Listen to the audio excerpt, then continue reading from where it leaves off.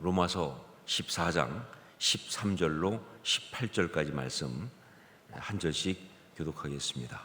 제가 먼저 13절 말씀 봉독합니다. 그런즉 우리가 다시는 서로 비판하지 말고 도리어 부딪힐 것이나 거칠 것을 형제 앞에 두지 아니하도록 주의하라. 내가 주 예수 안에서 알고 확신하노니 무엇이든지 스스로 속된 것이 없으되 다만 속되게 여기는 그 사람에게는 속되니라. 만일 음식으로 말미암아 내 형제가 근심하게 되면 이는 내가 사랑으로 행하지 아니함이라. 그리스도께서 대신하여 죽으신 형제를 내 음식으로 망하게 하지 말라. 그러므로 너희의 선한 것이 비방을 받지 않게 하라. 하나님의 나라는 먹는 것과 마시는 것이 아니요 오직 성령 안에 있는 의와 평강과 희락이라. 이로써 그리스도를 섬기는 자는 하나님을 기쁘시게 하며 사람에게도 칭찬을 받느니라. 아멘. 초대교회인 예루살렘 교회에 문제가 생겼습니다. 그것은 뭐냐? 구제를 하는데 자꾸 히브리파 과부들한테만 가고 헬라파 과부들이 빠진다는 것 때문에 헬라파 사람들이 히브리파 사람들을 원망하는, 하여간 이 파가 문제예요. 파가. 교회는 어떤 파도 있어서 안 된다. 대파, 소파, 양파, 하여간 무조건 있으면 안 돼요. 이 히브리파, 헬라파 벌써부터 굉장히 아주 짜증나는, 기분 안 좋은 표현 아닙니까? 사실 이거는 어떻게 보면 행정착오 같은 것일 수 있는데, 그런데 이것 때문에 성도 사이에 갈등이 일어나고 분파가 생기고 공동체가 분열될 위기가 있는, 그런 가능성이 있는 그런 면에서 이건 교회를 향한 아주 심각한 위협이었다. 여러분, 정말 마귀가 이런 식으로 하나님의 교회를 흔드는 거죠. 자, 그때 이런 상황 앞에서 사도들이 이 문제를 해결하기 위해서 어떻게 했느냐? 일꾼을 세우기로 했습니다. 이 문제를 해결하려면 일꾼을 세우자.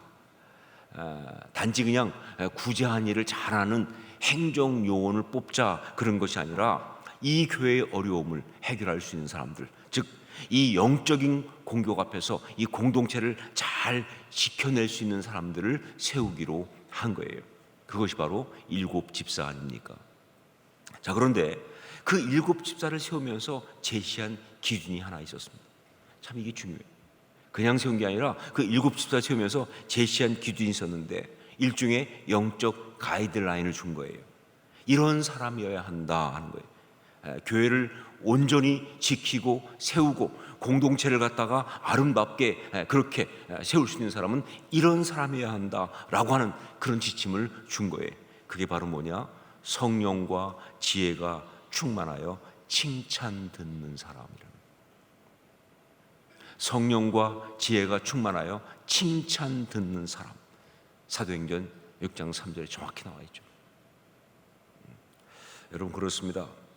초대교회가 교회 공동체를 가장 잘 섬길 수 있는 사람, 교회가 어려울 때 그 교회를 아름답게 지킬 수 있는 사람, 즉 참된 그리스도인의 기준으로 삼은 것은 바로 뭐냐? 칭찬 듣는 사람이라고 하는 거예요. 참된 그리스도인은 바로 칭찬 듣는 사람이다 라는 그런 정의를 내린 거예요.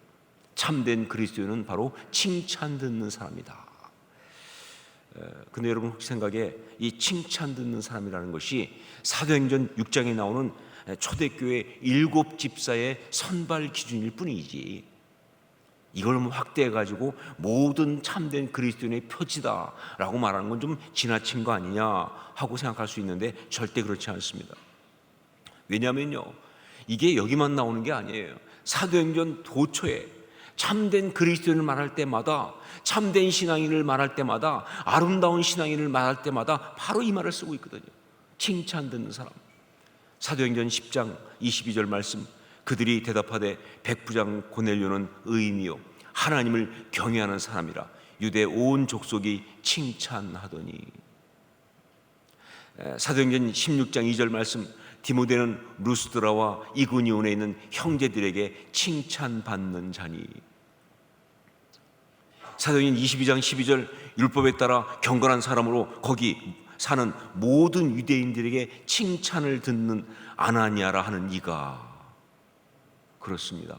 칭찬 듣는 것, 이것은 참된 그리스도인, 아름다운 신앙인의 공통점이에요. 이게 성경에 나와요. 그때도 그렇고 지금도 그렇고, 그때도 그렇고 지금도 그렇고. 자, 혹시 또 이거에 대해서 이렇게 또 반론을 제기할 수 있습니다. 아니, 우리가 많이 설교 말씀 들었지만 하나님께 칭찬 들어야지 사람에게 칭찬 듣는 거 아니지 않느냐, 좀 들어보신 것 같으죠, 그렇죠? 우리가 하나님께 칭찬 들어야지 사람에게 칭찬 듣는 거 아니냐. 참된 신앙인은 하나님께 칭찬 듣는 사람이지 사람에게 칭찬 듣는 사람은 아니지 않는가. 그러면서 어떤 신앙인들은 그렇게 주장하기 그럽니다.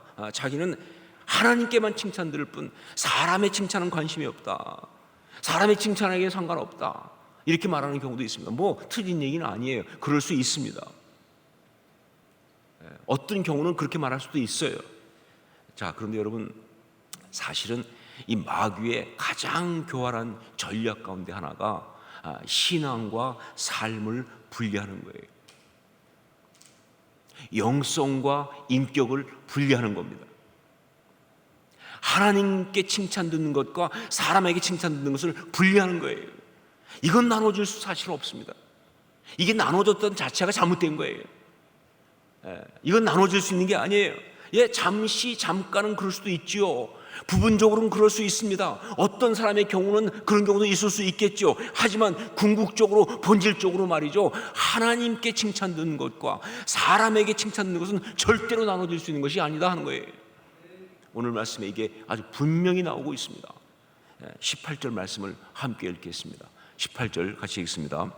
이로써 그리스도를 섬기는 자는 하나님을 기쁘시게 하며 사람에게도 칭찬을 받느니라. 하나님을 기쁘시게 하며 사람에게도 칭찬을 받느니라. 하나님을 기쁘시게 하는 자는요, 사람에게도 칭찬을 받습니다. 아니, 이렇게 말할 수 있죠. 하나님을 기쁘시게 하지 못하면 결코 사람에게 진정으로 칭찬받을 수 없습니다. 아니, 오히려 이렇게까지 말할 수 있습니다. 사람에게 칭찬받는 비결은 바로 하나님을 기쁘시게 하는 것이다. 어떻게 사람한테 이렇게 칭찬을 받을 수 있느냐? 궁극적 비결은 뭐냐? 하나님을 기쁘시게 하는 것이다. 그리고 또 이렇게 말할 수 있습니다. 사람에게 칭찬받는 사람이 되는 것이 하나님을 가장 기쁘시게 하는 것이다. 쌍방통행이에요. 그러니까 사람에게 칭찬받는 사람이 되는 것이 사실은 하나님을 가장 기쁘시게 하는 것이다. 그러므로 바르게 제대로 하나님께 칭찬을 듣고, 그래서 사람들에게 또 칭찬을 받는 것은요, 모든 그리스도인의 아주 아름다운 아레타, 즉 덕이에요. 모든 그리스도인들의 가장 아름다운 아레타, 덕입니다. 참된 그리스도인이라면 반드시 가져야 되는 모습이에요. 이것이 바로 이제 우리가 한 주간 동안 무엇이든지 아름다우며 whatever 아름다움 하면서 쭉 묵상한 그리스도인의 아름다운 모습, 우리가 되어야 될 그 아름다운 모습의 마지막 요소입니다. 무엇이든지 칭찬할 만하며, 무엇이든지 칭찬받을 만하며. 자, 이것이 중요한 이유가 뭐냐? 왜 이것이 우리 그리스도인에게 이렇게 중요한 것인가? 라고 할 때 다음 두 가지 이유 때문에 우선 그렇습니다. 두 가지 이유 때문에. 첫째는 뭐냐? 나와 이미 얘기했지만 공동체를 아름답게 세우기 위해서, 공동체를 아름답게 세우기 위해서. 여러분, 지금 우리가 오늘 읽은 이 로마서 14장 13절로 18절의 이 말씀은요, 이 말씀의 마지막 말씀에 뭐가 나옵니까? 이로써 그리스도를 섬기는 자는 하나님을 기쁘시게 하며 사람에게도 칭찬을 받느니라 라는 말씀이 결론처럼 나와요. 자, 그런데 이 말씀이 나오기 그 앞에는 어떤 말씀이 나오느냐? 바로 뭐예요? 공동체를 세우는 이야기가 쭉 나옵니다. 음식 문제 가지고 서로 비판하거나, 음식 문제 가지고 어떤 형제를 실족하게 하거나, 남을 시험 들게 하거나 그러지 말라는 거예요. 어떤 갈등 그런 것 가지고 하지 말라는 거예요. 여러분, 사실은 공동체 안에서 어떤 갈등이 일어난다면요, 그 갈등의 이유는요 무조건 다 치사한 거예요. 어떤 경우도 공동체가 거룩한 고상한 것 가지고 갈등하지 않아요. 뭐 영적인 어떤 기가 막힌 뭐 진리를 위해서, 아니요, 말은 그렇게 하지. 근데 결국은 다 치사한 거예요. 지 욕심, 먹는 거, 자기 욕망, 자기 주장, 어떤 그런 아집 이런 거 갖고 싸우지 말이죠. 절대 거룩한 거 갖고 싸우지 않습니다. 그냥 거룩한 건 포장한 거죠. 바로 그 문제 가지고 그냥 서로 자기 어떤 그런 주장하면서 이러고 굉장히 상처 주고 상처받으면서 공동체를 흔드는 그런 상황들 속에 들어가지 말고, 어떠한 경우에도 할 수만 있으면 서로 사랑하고 품을 수 있는 그런 사람이 되라 라고 말하면서, 그러면서 바로 그런 사람이 하나님을 기쁘시게 하고, 그리고 사람에게도 칭찬을 받느니라, 이렇게 나온 거예요. 바로 그런 사람이 하나님을 기쁘시게 하고 사람에게도 칭찬을 받느니라. 우리가 예수 그리스도를 주로 고백하고 그리스도인이 되는 순간부터 우리에게 아주 중요한 사명이 주어졌습니다. 그것이 바로 뭐냐? 하나님의 공동체를 아름답게 세워야 한다 하는 그런 거예요. 저는 결혼 예배를 이렇게 집례할 때 그때마다 굉장히 많이 얘기하는 게 있어요. 우리 신랑 신부를 앞에 놓고 굉장히 많이 얘기하는 게 뭐냐면, 이 순간부터 두 사람에게는 기도할 때마다 빼놓을 수 없는 기도 제목이 생겼다. 그게 바로 가정이에요. 결혼한다는 것은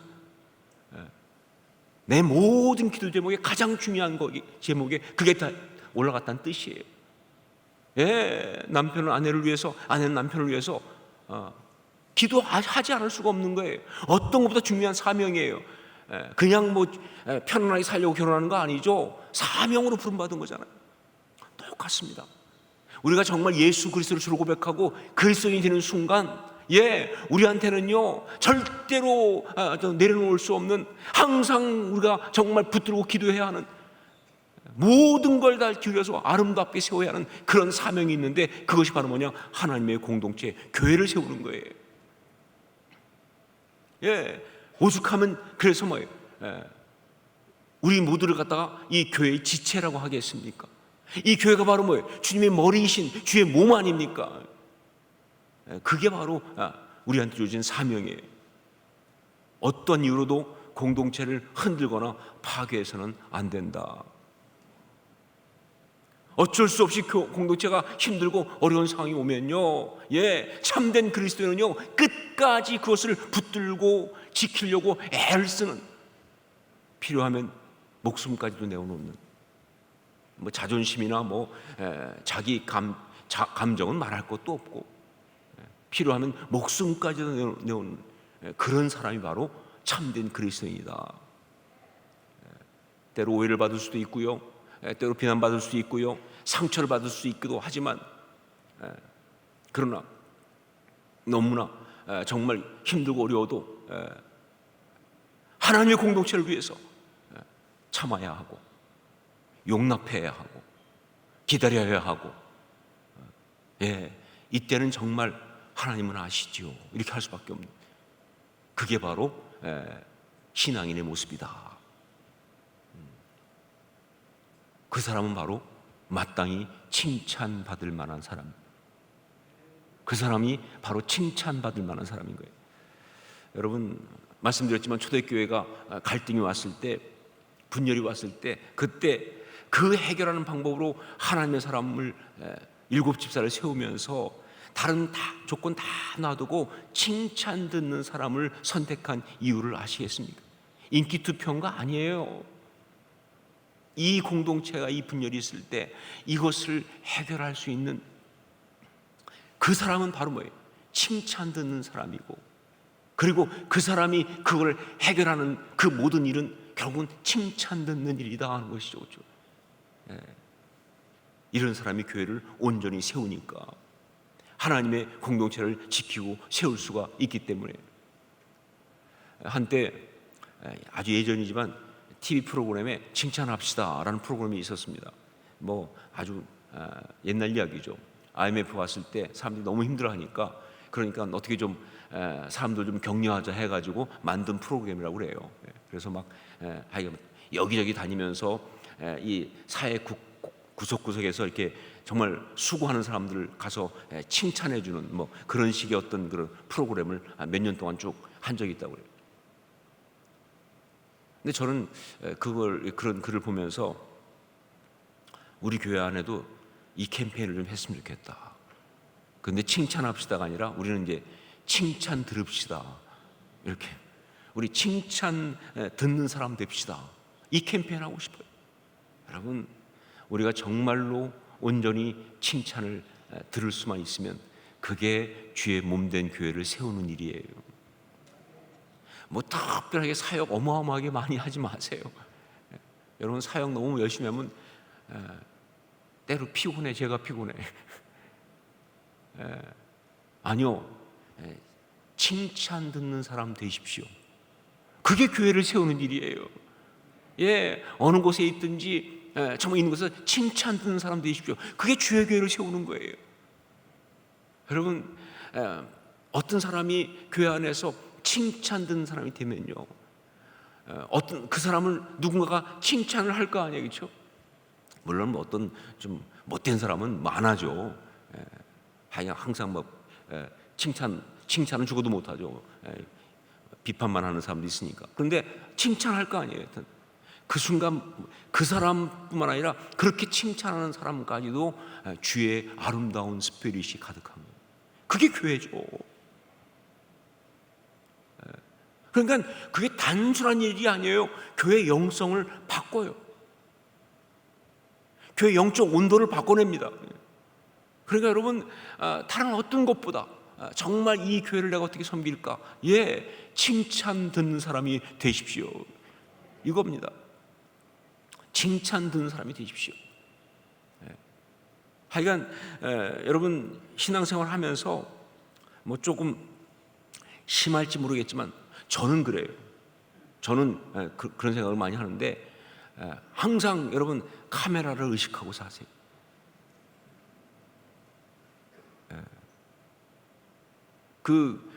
제가 설교 세미나 할 때 그때 많이 얘기하는 것 중에 하나가, 설교자는 강단에 올라갈 때 그때부터 이미 설교가 시작된다. 그렇게 농담을 한 거거든요. 그냥 올라가지 말고, 왜냐하면 다 쳐다보고 있다고 생각해요. 제가 멘토로 섬겼던 하영조 목사님 같은 경우가 그런 거를 굉장히 잘 하시는 분인데, 그래서 하 목사님은 강단 올라갈 때 보면 이렇게 쫙 천천히 올라가서 이렇게 쫙 올라가가지고 딱 끝까지 딱 와서 탁 선 다음에 착 서가지고 씩 웃으세요. 그러면 설교가 시작된 거 봤어요. 근데 나중에 그런 얘기 하시더라고요. 의식적으로 그렇게 하신다. 모든 성도의 시선이 나를 보고 있다는 것을 알기 때문에, 카메라가 있다는 걸 알기 때문에. 여러분, 교회 안에서 카메라 의식하고 사세요. 그냥 얘기할 때, 뭐 사람들 교제할 때, 뭐 누구하고 얘기할 때, 혹은 걸어갈 때, 교회 안에서 뭐 예배할 때 카메라가 있다 하는 걸 딱 생각하면서, 그러면서 하세요. 혹시 여러분이 그 삶 속에 어려움 당해도요, 카메라 의식하고 그 어려움을 겪으셔야 돼요. 여러분은 아세요? 명배우들은요, 죽을 때도 멋있잖아요. 총 맞아 죽을 때도 그냥 퍽 쓰러지는 사람이 어디 있어요? 몇 바퀴 돌고. 왜? 카메라가 있으니까. 우리가 고난당할 수 있어요. 어려움 당할 수 있어요. 실패할 수 있어요. 그러나 우리를 쳐다보는 시선들이 있잖아요. 그 시선 앞에서 우리는요, 멋있게 칭찬 드릴 수 있을 만큼 그렇게 그 순간을 견뎌내야 되는 거예요. 그게 공동체를 세우는 겁니다. 우리가 다음 세대를 위해서 굉장히 많이 지금 애를 쓰고 다음 세대를 어떻게 할 것이냐 막 그런 이야기를 많이 하지 않습니까? 그래서 뭐 이렇게 해야 한다 저렇게 해야 한다, 이런 투자를 해야 한다 저런 투자를 해야 한다. 제가 분명히 말합니다. 다음 세대를 위한 가장 중요한 투자는요, 그들의 메모리 속에 내가 어떤 모습으로 비춰지냐예요. 신앙의 이 이전 세대가 그 다음 세대 속에 어떤 모습으로 비춰지는가가 그게 결정하는 거예요. 정말 그들의 눈에도 정말 칭찬 들을 만한 그런 모습 비춰지면요, 다음 세대 보고 교회 오지 말라 그래도 와요. 가장 힘들 때 하나님 앞에 나옵니다. 그 삶의 가장 소중하고 행복한 것으로 그것인 줄 알아요. 그런데 그 그림이 깨져 있으면요, 배기하기 무효죠. 방법이 없어요. 여러분, 칭찬받는 사람이 되는 것이 바로 하나님의 공동체를 아름답게 세우는 것입니다. 여러분 모두가 칭찬받는 사람 될 수 있기를 주의 이름으로 축원합니다. 자, 또 하나,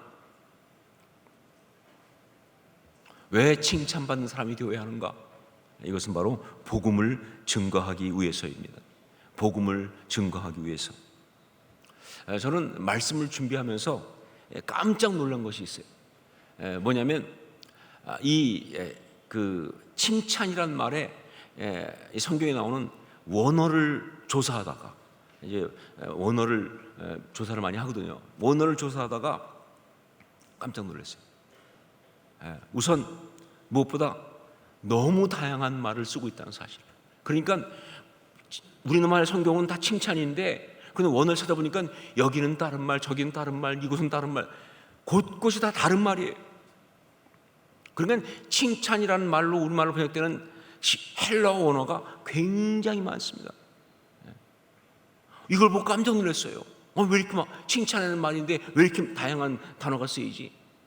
그때 깨달은 게 뭐냐? 그렇구나. 성경에서 말하는, 성경이 말하는 이 이야기를 본다면 칭찬은 너무너무 중요한 것이군요. 여러분, 성경에서 우리 알지만 그 시대에 정말 헬라어로 다양하게 쓰이는 말들이 있죠. 그 중에 하나가 사랑 아닙니까? 뭐 이런 말 저런 말, 아가페, 필레오, 많잖아요, 그렇죠? 이 사랑이라는 말이 그렇게 다양한 원어로 쓰인다는 건 뭐냐? 그만큼 중요하다 그 뜻이에요. 그만큼 사람들한테 중요한 말이기 때문에 원어가 다양하게 쓰이는 거예요. 칭찬도 마찬가지예요. 이것이 우리의 삶, 우리가 정말 바르게 아름답게 살아가는 데서 너무나 중요한 요소, 즉 덕이기 때문에, 그래서 그렇게 다양한 말로 성경을 쓰고 있는 거예요. 자, 그리고 또 하나 제가 원어를 조사하면서 깜짝 놀란 것이 뭐냐? 이 칭찬이란 말에 이 다양하게 쓰이는 헬라 원어가 있는데, 그 중에 사도행전에서는요, 놀랍게도 계속 한 단어만 쓰고 있어요. 사도행전에서는요, 신앙인으로 칭찬받는 것을 말할 때마다 예외 없이 어떤 단어를 쓰고 있느냐? 말뚜레오라는 단어를 쓰고 있어요. 말뚜레오 혹은 말뚜레오. 이게 또 충격이었어요. 칭찬받는다는 말의 헬라어 언어가 말뚜레오라는 사실이. 여러분, 말뚜레오가 무슨 뜻인지 혹시 압니까? 들어보신 적이 있나요? 알 것 같기도 하고 모를 것 같기도 하고. 근데 여러분 반드시 아셔야 되는 단어입니다. 왜냐하면요, 이 말뚜레오라는 것은 증인이 되다 그 뜻이거든요. 사실 증거하다 그 뜻이에요. 증언하다 그 뜻입니다. 그런데 그냥 증언하는 것이 아니라 뭐예요? 목숨을 걸고 그 복음을, 그것을 목숨을 걸고 그 증언하기 위해서 생명까지 걸기 때문에, 그래서 이 말뚜레오에서 나온 유명한 영어 단어가 마르터, 순교자 아니냐 그 말이에요. 순교자란 말이 나오는 그런 바로 이 단어가 말뚜레오예요. 그런데 이 말뚜레오의 또 다른 뜻이 바로 뭐냐? 칭찬받다. 이게 충격이었어요. 그렇습니다. 그리스도인이 칭찬받는 사람이 되기 위해서 되어야 하는 또 하나의 중요한 이유가 있다고 한다면 바로 그래야 예수 그리스도의 참 증인이 될 수가 있기 때문에 그래요. 정말 주의 그 복음이 아름답게 전파될 수 있기 때문에 그래서 그리스도인이 또한 칭찬받는 사람이 되어야 하는 거예요. 제가 요즘 그 손자를 키우다 보니까 자연스럽게 인간에 대한 연구를 많이 하게 됩니다. 인간이 저렇구나. 왜냐면 아직 어린아이니까 굉장히 막 그 아주 기본적인 걸 보여주잖아요, 그렇죠? 그런데 제 손자가 한 14개월 조금 지났는데 칭찬받는 걸 너무 좋아해요. 어떻게 배웠는지. 그래가지고 막 박수 치면요 그렇게 좋아할 수가 없어요. 막 또 어떤 데 자기가 뭐 하나 해놓고 막 박수 쳐. 빨리 칭찬하라 이거죠. 그리고 뭐 사람들이 쳐다볼 때와 아닐 때를 굉장히 민감하게 알아요. 그래서 한 번은 제 아들이 저보고 그러더라고요. 아빠, 라미가 관종이에요. 딱. 관심종자, 관종이라는 거예요. 그래서 제가 그 얘기 들으면서 웃었는데 가만히 생각해 보니까 그거 인간의 본성 아닙니까? 세상에 관종 아닌 사람이 어디 있어요? 여기 관종 아닌 사람 손 들어보세요. 사실은 다 관심 받고 싶어 하는 거 아니에요? 우리 관심 받아 행복한 거 아닙니까? 관심 받는 건 나쁜 거 아니죠. 이건 인간의 본성이에요. 문제는 뭐냐? 얼마나 건강하게 그리고 얼마나 좋은 영향력으로 관심을 받는가 하는 거죠. 난 관심 같은 거 필요 없어. 병들었다는 뜻이에요. 난 사람의 관심에 관심 없어. 그건 거짓말하고 있는 거예요. 아니면 많이 아픈 거예요. 지금 마음이 많이 아픈 거예요. 아니요. 정말 아름다운 사람은요 관종이어야 합니다. 실제는. 근데 그냥 관종이 아니라 뭐예요? 거룩하고 아름다운 그런 관종이어야 한다. 사람들의 관심을 받아야죠. 사람들에게 칭찬 받아야죠. 사람들에게 칭찬받고 사람들에게 관심 받기 위해서 애쓰고 노력해야 합니다. 바로 그래야 우리 주님의 이 거룩한 이 선한 영향력인 이 복음을 우리가 전파할 수 있을 거 아니냐 그 말이에요. 아무도 우리한테 관심 없는데 어떻게 복음이 전파되겠어요? 직장 내에 그 사람이 10년을 사는데도 있는지 없는지 아무도 모르는데 어떻게 복음을 증거하냐 그 말이에요.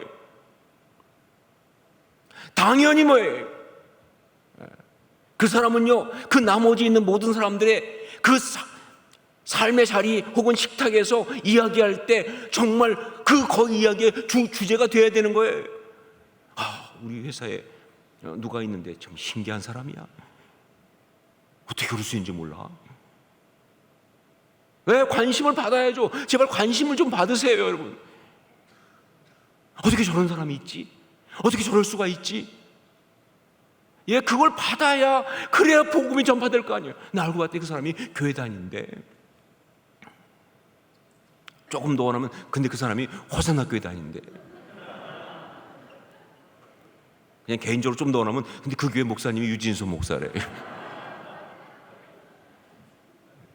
뭐 거기까지는 안 가더라도 여러분 놀랍게도 칭찬받는다는 말 그것은 바로 말들이었습니다. 증인이 되다, 증거하다. 그게 칭찬받는 거예요. 그래서 복음을 증거하는 여러분이 바로 삶의 모든 자리에서 그러한 칭찬받는 사람 될 수 있기를 주님 축원합니다. whatever 아름다움, 어떤 상황 속에서도 우리가 이루어야 될 그 아름다운 모습 가운데 마지막은 무엇이든지 칭찬받을 만하며 거창하게 말할 거 없이 그냥 우리가 속한 그 모든 곳에서 그야말로 칭찬이 자자한 그런 성도가 될 수 있기를 주의 이름으로 축원합니다.